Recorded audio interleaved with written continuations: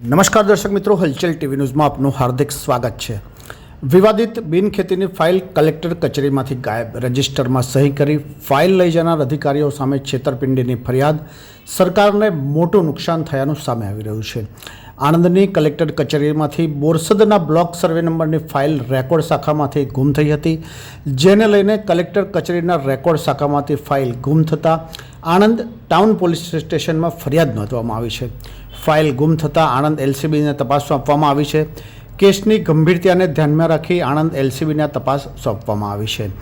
આજે Anand એલસીબીની team collector કચેરીના record શાખામાં તપાસ માટે પહોંચી હતી। આણંદ કલેક્ટર કચેરીમાંથી એક ગંભીર કિસ્સો સામે આવ્યો છે। બોરસદના બ્લોક સર્વે નંબર 568/1ની બિનખેતીની પરવાનગીની ફાઇલ રેકોર્ડ શાખામાંથી ગાયબ થઈ હતી। આ મામલો મોહમ્મદ હનીફ એ મલેકની ફરિયાદથી પ્રકાશમાં આવ્યો છે। તેમણે 26મી ઓગસ્ટ 2023ના રોજ નાયબ મામલતદારને રજૂઆત કરી હતી। તેમણે આરોપ મૂક્યો હતો કે તત્કાલીન નાયબ મામલતદાર જેડી પટેલ અને અધિક જિલ્લા કલેક્ટર કેતકી વ્યાસે હિજરતી જમીનોની બિનખેતીમાં ફેરવી હતી। આ રજૂઆતની નકલ મહેસૂલ વિભાગ અને ગુજરાત તકેદારી આયોગને મોકલવામાં આવી હતી।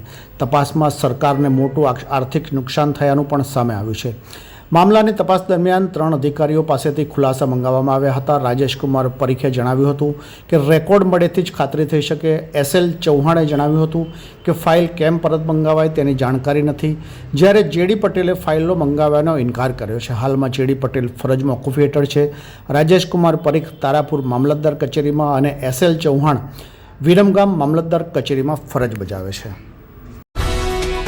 ये है हलचल टीवी नेटवर्क और आप देख रहे हैं हलचल टीवी न्यूज। हर हलचल पर नजर, हर हलचल की खबर।